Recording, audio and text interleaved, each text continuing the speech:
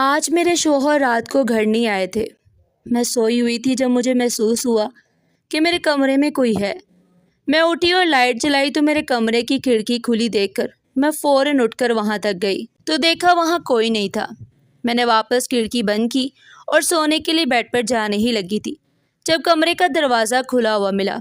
کمرے سے باہر جا کر دیکھا تو گھر کے لاؤنج کی لائٹ چل رہی تھی۔ میں یہ دیکھ کر ڈر گئی کیونکہ میں تمام لائٹیں بند کرتی ہوں۔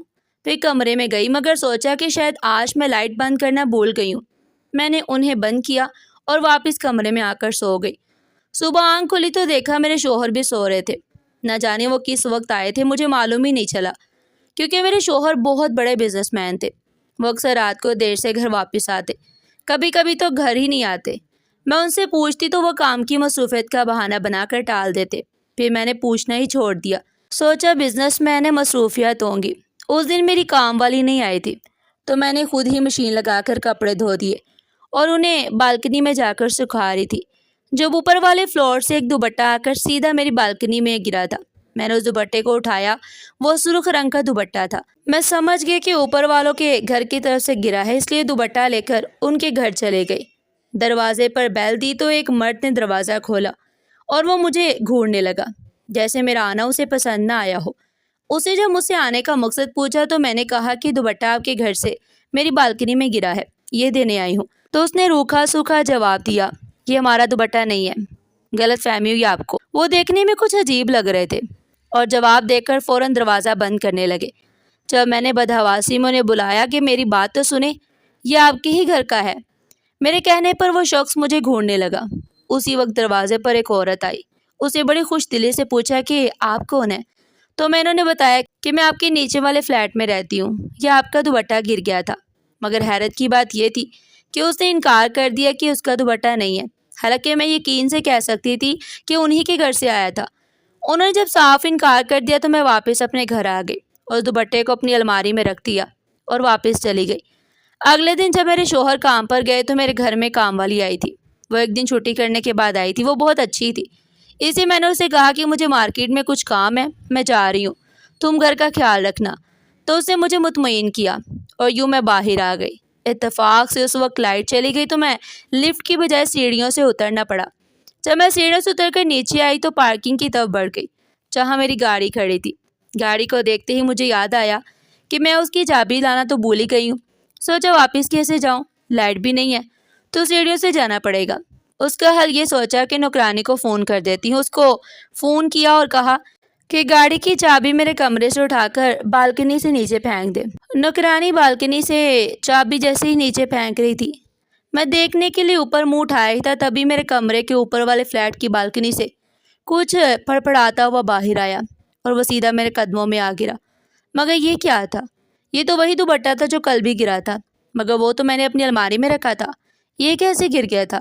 میں سب کچھ چھوڑ چھاڑ کر وہ دوپٹہ اٹھانے واپس اپنے گھر کی طرف چلی آئی۔ مجھے یوں آتا دیکھ کر کام والی حیران ہو گئی۔ میں نے اسے کچھ نہ کہا اور اپنے کمرے میں آ گئی۔ جب وہاں دوپٹہ ڈھونڈنا چاہا تو میرے ہوش اڑ گئے کیونکہ دوپٹہ وہاں سے غائب تھا۔ میں نے اب تو اپنی آنکھوں سے دیکھا تھا کہ دوپٹہ اوپر والوں کے گھر سے ہی گرا ہے، اسے انہیں دینے چلے گئے۔ مگر حیرت کی انتہا تب ہوئی جب آج بھی انہوں نے صاف انکار کر دیا کہ دوپٹہ ان کا نہیں ہے، مگر میں نے اپنی آنکھوں سے دیکھا۔ اسے ضد کرنے لگی کہ یہ آپ لوگوں کا ہی ہے۔ تبھی میرے شوہر بھی وہاں آ گئے اور انہیں دیکھ کر میں حیران رہ گئی کیونکہ وہ تو اکثر رات کو دیر سے آتے تھے، تو آج دن میں کیسے آ گئے؟ مجھے ان کے ساتھ بحث کرتے دیکھ کر میرے شوہر نے معاملہ پوچھا تو میرے بتانے سے پہلے ہی ان لوگوں نے سب کچھ بتا دیا۔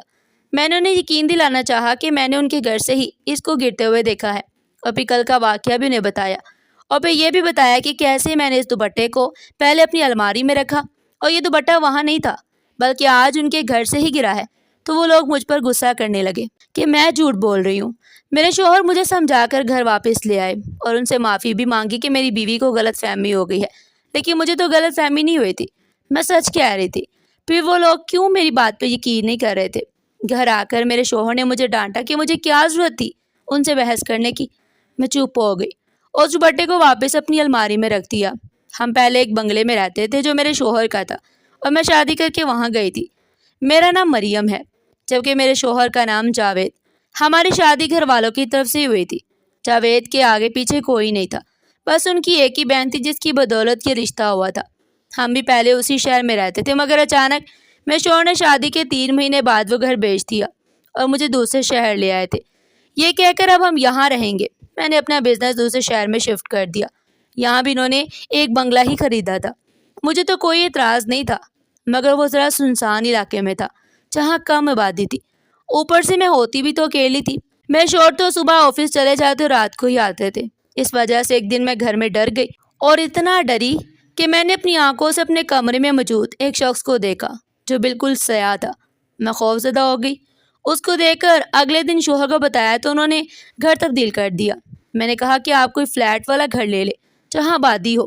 یہ میرے کہنے پر انہوں نے واپس اپنے شہر چلنے کا کہا اور میں نے حیرانی ظاہر کی کہ ابھی تو ہم اس شہر نئے آئے ہیں اور آپ نے اپنا بزنس بھی یہاں شفٹ کیا ہے، واپس جانے میں آپ کو بہت مشکل ہوگی۔ مگر انہوں نے میری ایک نہ سنی اور ہم واپس چلے گئے اور کہا کہ کوئی مسئلہ نہیں۔ یوں ہم واپس اپنے شہر آ گئے۔ انہوں نے وہاں ایک فلیٹ لے لیا جہاں ہم اب رہ رہے تھے۔ ہمیں یہاں رہتے ہوئے تقریباً 4 سے 5 مہینے ہو گئے تھے۔ شروع کے 3 مہینے سکون سے گزرے، مگر یہ چوتھا مہینہ میرے لیے مشکل ہو رہا تھا۔ روز کوئی نہ کوئی ایسا واقعہ ہوتا میرے ساتھ کہ میں سوچنے پر مجبور ہو جاتی کہ آخر ایسا کیوں ہو رہا ہے۔ ابھی دوپٹے والے واقعے کو کچھ ہی دن گزرے تھے کہ ایک روز میں گھر میں اکیلی تھی اور بور ہو رہی تھی، اس لیے لاؤنج میں ٹی وی چلا کر بیٹھ گئی۔ اچانک دروازے پر بیل ہوئی تو میں چونک گئی۔ میں نے جا کر دیکھا تو ایک لڑکی کھڑی تھی۔ اس نے مسکرا کر کہا کہ میں آپ کے لیے بریانی لائی ہوں، میں آپ کے پڑوس میں رہتی ہوں۔ میں نے اس لڑکی کو مسکرا کر دیکھا اور بریانی کی پلیٹ اس سے لے لی۔ بریانی میں بہت ہی اچھی خوشبو آ رہی تھی۔ اس لڑکی کے جانے کے بعد میں نے دروازہ بند کیا اور واپس آ گئی۔ میں نے وہ بریانی رات کو کھائی اور اس کے بعد سو گئی۔ میرے شوہر ہمیشہ کی طرح آج بھی دیر سے آنے والے تھے۔ ان کے اس معمول سے میں بہت پریشان تھی۔ ہمیشہ ان سے شکایت بھی کرتی مگر وہ کہتے کہ مجھے بہت کام ہوتے ہیں، آخر میں انہیں چھوڑ تو نہیں سکتا، کام تو ہر حال میں کرنا ہے۔ ان کی بات سے میں 100% متفق تھی، مگر کام کا بھی تو ایک وقت ہوتا ہے۔ لیکن انہیں یہ بات سمجھ نہیں آ رہی تھی۔ پتہ نہیں ایسا کون سا کام تھا جو ختم ہی نہیں ہوتا تھا۔ انہیں سوچوں میں نہ جانے کب مجھے نیند آ گئی اور کب میرے شوہر آئے، یہ بھی اندازہ نہیں ہوا۔ میں نے صبح کچن میں پڑوسیوں کے برتن دیکھے تو یاد آیا کہ کل انہیں واپس کرنا بھول گئی تھی۔ سوچا ابھی دے آتی ہوں۔ میں جانے لگی تو شوہر نے پوچھا کہاں جا رہی ہو؟ میں نے بتایا کہ برتن کل پڑوسیوں کے رہ گئے تھے، وہ میرے لیے بریانی بنا کر دے کر گئے تھے، اب ان کے برتن واپس کرنے جا رہی ہوں۔ انہوں نے ہاں میں سر ہلا کر اجازت دے دی۔ برتن لے کر میں پڑوسیوں کے دروازے پر گئی۔ وہاں ایک بڑی عمر کی عورت نے دروازہ کھولا تو میں نے شکریہ کے ساتھ برتن واپس کیے، لیکن انہوں نے حیرت سے مجھے دیکھا اور جو بات انہوں نے کہی اسے مجھے حیران کر دیا۔ انہوں نے کہا کہ یہ برتن ان کے نہیں ہیں اور نہ ہی انہوں نے میرے پاس کوئی بریانی بھیجی تھی۔ میں نے خود کو سنبھالتے ہوئے کہا کہ ایک لڑکی یہاں سے آئی تھی، وہ مجھے دے کر گئی تھی، مگر انہوں نے کہا کہ ہم نے کل کوئی بریانی ہی نہیں بنائی۔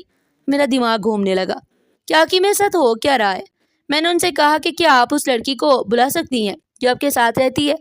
تو انہوں نے کسی کو آواز دی۔ پھر تھوڑی دیر بعد کل وہ لڑکی میرے سامنے آ گئی۔ اس عورت نے کہا کہ میری بیٹی ہے۔ میں نے اس لڑکی کو دیکھ کر اس کا شکریہ ادا کیا کیونکہ اب میں اپنی بات ثابت کر سکتی تھی، مگر وہ بھی صاف مکر گئی۔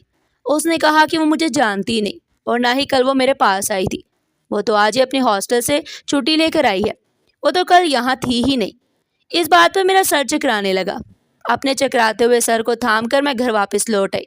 مجھے یوں دیکھ کر میرے شوہر میرے پاس آئے اور حیرت سے پوچھنے لگے کہ کیا ہوا ہے، تم ٹھیک تو ہو نا؟ میں نے انہیں تسلی دی کہ میں ٹھیک ہوں، مجھے کچھ نہیں ہوا، مگر وہ مطمئن نہیں ہو رہے تھے۔ تب میں نے سارا معاملہ انہیں سنا دیا تو انہوں نے پھر میری بات کو وہم قرار دے دیا، لیکن میرا وہم نہیں تھا۔ نہ جانے کیا چکر تھا جو مجھے کچھ سمجھ نہیں آ رہا تھا، اور طور میرے شوہر بھی میری بات ماننے کو تیار نہیں تھے۔ اب میں کس کو یہ بات بتاتی؟ مجھے یاد آیا کہ میری ننند بہت اچھی تھی۔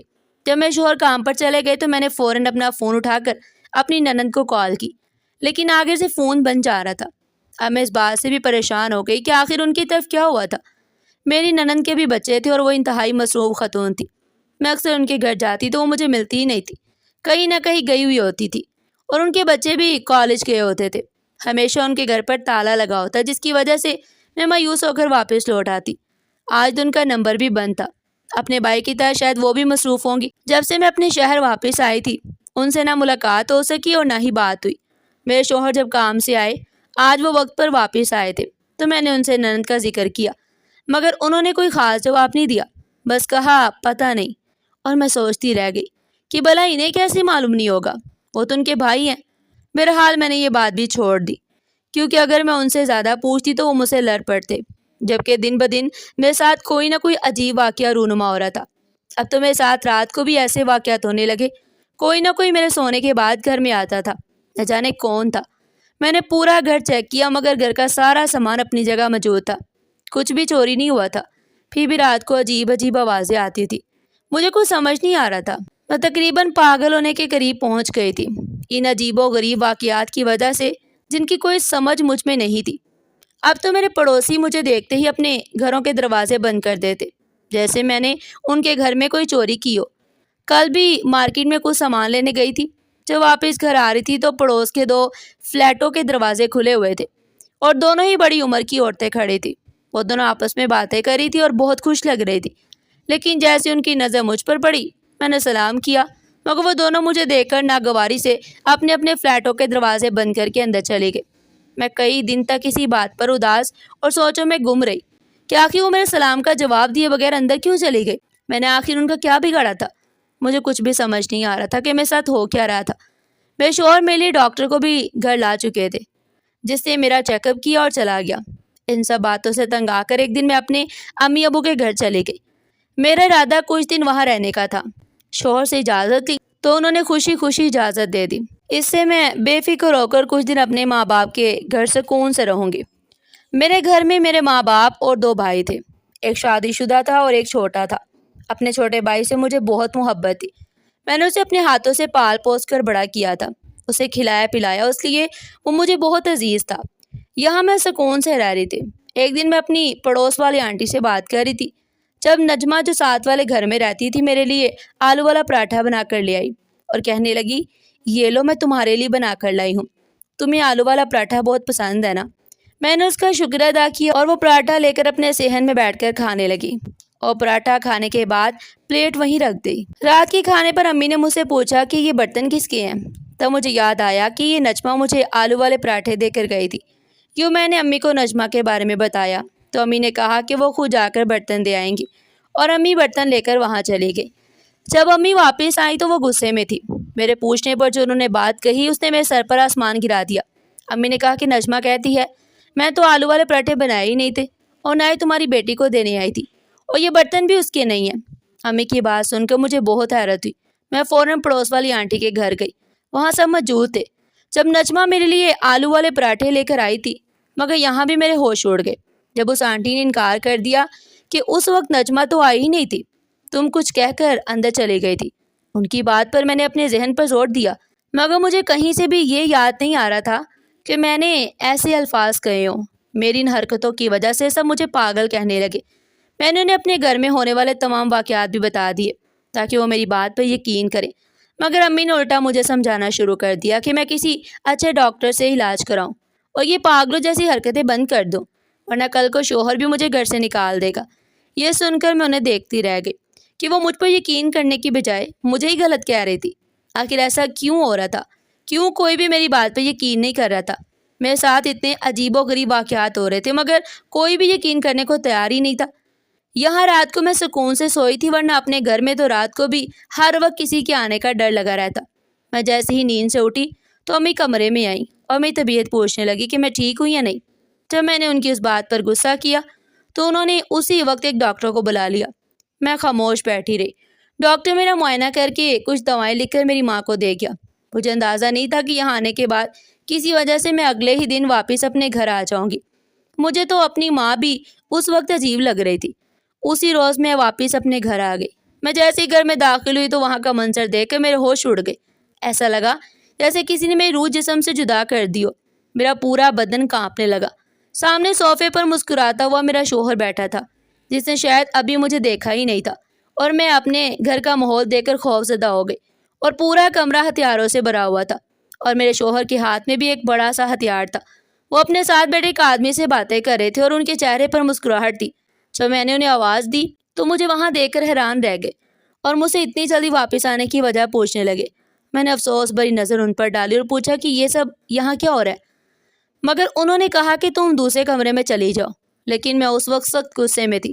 میں وہیں کھڑی رہی، ان سے بار بار سوال کرتی رہی۔ آخر کار انہوں نے چیخ کر کہا کہ یہاں ان کی ایک اہم ڈیل ہو رہی ہے۔ انہوں نے بتایا کہ وہ ہتھیاروں کی ڈیل کر رہے تھے، یہی ان کا اصل غیر قانونی کاروبار تھا۔ یہ بات مجھے آج پتہ چلی تھی، تب مجھے سمجھ آیا کہ انہوں نے مجھے دھوکہ دیا تھا۔ میں نے کہا پھر جو میرے ساتھ آج کل اتنے عجیب و غریب واقعات ہو رہے ہیں ان میں بھی آپ ہی کا ہاتھ ہے۔ تب وہ مسکرائے اور ہاں میں سر ہلا دیا۔ یہ دیکھ کر میرے پیروں تلے سے زمین نکل گئی۔ میں نے پوچھا آخر میرے ساتھ ایسا کرنے کا مقصد کیا تھا؟ تب وہ کہنے لگے کہ تمہارے ساتھ دوپٹے والا واقعہ بھی میں نے ہی کروایا۔ اس گھر سے دوپٹہ ضرور گرتا تھا مگر صرف تمہیں دکھانے کے لیے تاکہ تم ان سے جھگڑو کہ انہی کا دوپٹہ ہے، حالانکہ وہ ان کا نہیں تھا۔ یہ میرے منصوبے کا حصہ تھا۔ اگلے دن کام والی نے ہی وہ دوپٹہ نکال کر تمہارے سامنے پھینکا تھا تاکہ تمہیں لگے کہ وہ پھر اوپر والوں کے گھر سے گرا ہے، اور تم نے میرا کام آسان کر دیا کیونکہ تم خود ہی پڑوسیوں سے جھگڑنے لگے، حالانکہ وہ بے خبر تھے اس سے۔ پھر وہی ہوا جو میں چاہتا تھا، یعنی سب نے تمہیں پاگل سمجھنا شروع کر دیا۔ پھر اگلے دن میں نے ڈرامہ کرتے ہوئے ان سے تمہاری طرف سے معافی بھی مانگ لی اور ان کے شک پر مہر لگا دی کہ تم پاگل ہو اور کسی بھی وقت ایسی حرکتیں کرنے لگتی ہو۔ پھر بریانی والا واقعہ ہوا۔ اس لڑکی کو کچھ پیسے دے کر میں نے اس کے گھر والوں سے چھپ کر تمہارے پاس بھیجا تھا۔ اگلے دن تم برتن لے کر ان کے گھر پہنچ گئی مگر اس کے ماں باپ کو اس بات کا کچھ علم ہی نہیں تھا۔ یوں وہ بھی تمہیں غلط سمجھنے لگے اور اس لڑکی نے بھی میرے کہنے پر تمہیں پہچانے سے انکار کر دیا۔ یوں تم ان کی نظر میں بھی پاگل بن گئی۔